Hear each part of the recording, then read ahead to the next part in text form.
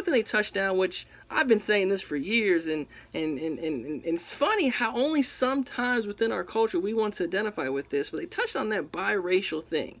How and I've been saying this again a lot of times. A lot of points that I make that people always come to me like, "Well, you're biracial, you can't say that," and or you're biracial, you can only say half of this, and making jokes and shit about that. But you know, they identify with you're never white enough, right? Or you're never black enough, right? And all through in regards to that, and I tell people all the time, man, if you are 25% black, right, the black or 20%, 25% African, I'm sorry, excuse me, 25% African, you're African, period, right? If you are 25% African and 75%, European, you're African, right? Because African is that dominant gene, right? The dominant geno. So obviously those dominant features will automatically apply. As soon as any person, and again, when we look at how you identify, right, and how the world looks at people, either you're white or European descent or you're something else. Pure identification, right? From a visual standpoint, they identify with that instantaneously. Whether you do it, whether you're a person of European descent or you're not, right? You're still identifying with, you're clearly not this, you're this, right? So if once we obviously get past that, then we get into the complex. Well, we know you're not white. So well, what are you then, right? And it's always a complex that biracial people or people that are more fair skinned, yellow skinned have to go through. Obviously, because they're obviously not put into that category of being of European descent, which is obviously the majority in dominant society. They're obviously put into the small, to the majority, minority society. So it's really funny how they really touched on that, how they are never black enough and never white enough, and the complexes they always had they were facing and having to go through as they come up in age. And any mixed person who says they haven't dealt with that, right, haven't dealt with that type of dilemma, or that type of cognitive mindset where they have to choose between their white parent or their black parent, or then they're not self-identifying, right? They're not proud of really what they are, who they are, which is truly African, and really adopting that. Last thing I wanted to touch on, and I keep you guys too long, but was I thought it was a beautiful gathering of women.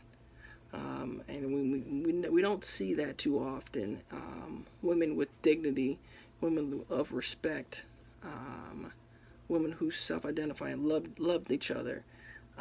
And we don't see that too often. They were really able to be open with each other. And she touched on a little bit at the end of, never been part of a sorority or any type of woman gathering. And that's really where you see, from a human element, we are creatures of groups, right? We want to group together always, and people with similar minds, and number one, we're all African, so we should always be grouping in with African women, but then also you see a whole level of different African women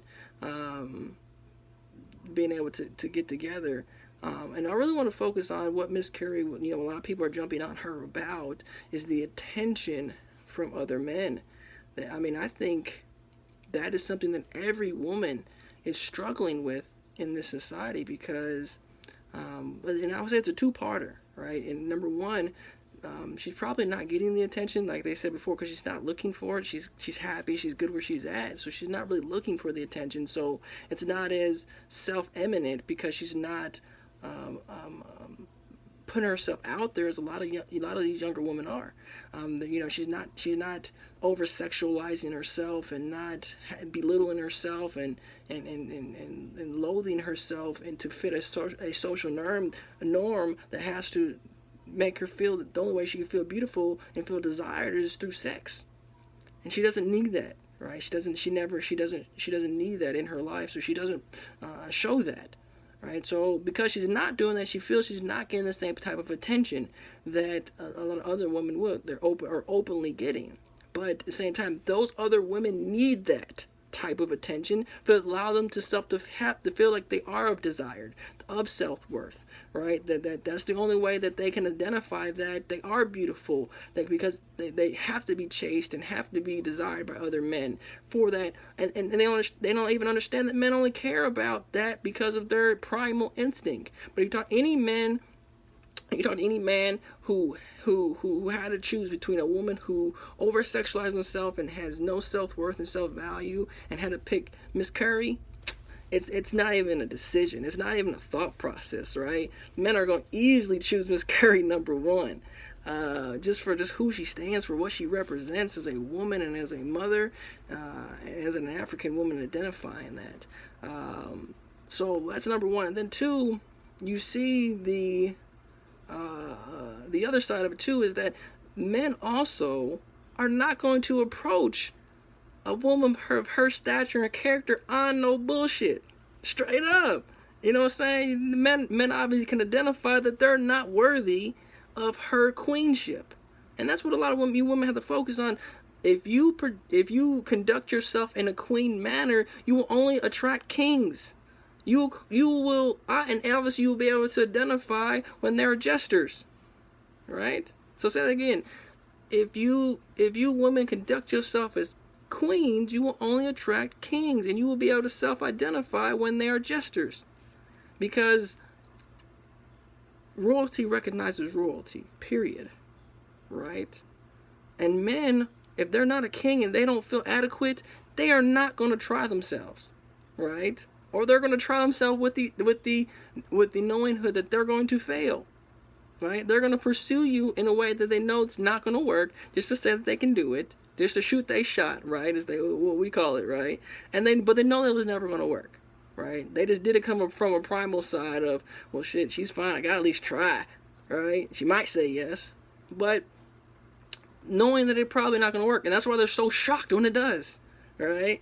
When you see a lot of these uglier or less attractive men with a lot more attractive women, yeah, they treat you better because they know that that's the best they're gonna get, right? You know, because they don't have any self-worth or self-value themselves. A lot of them will shoot themselves in the foot, right? You see them, less attractive man be with attractive women and still cheat on her and do other stuff. And people wonder why that is, because he never felt he was adequate from the beginning to even be with you. He never really deserved you. Right? He knew that you deserved better than him. So he was like, well, shit, before she ruins it for me, I'm just going to ruin it for myself. And so it's more of a psychological standpoint that a lot of these men who don't have that type of self-confidence and stuff in themselves will do in relationships with women who are good women. So a lot of times women talk about, well, I'm a good woman, why do I always get cheated on and stuff? Well, typically because the men that you are choosing aren't the royalty you need to be with. Right? And they're already shooting themselves in the foot because they know they don't fit, right? They're not worthy of you. So they're already like, well, shoot, before something bad happens, let me go ahead and take myself out the game. So guys, I just want to touch on a few things. I had a chance to listen to the Red Table Talk, and I thought it was a beautiful message, a beautiful talk between those women. But I wanted to touch base on those specific points because I think that they really didn't give it the time that it deserved to really touch on those points even bigger. And those points really are big things that are troubling our community and our culture as we speak today. So again, guys, I always start off like, subscribe. Again, more content coming. Appreciate all the support as always. And again, I'll see you guys next time on episode 3.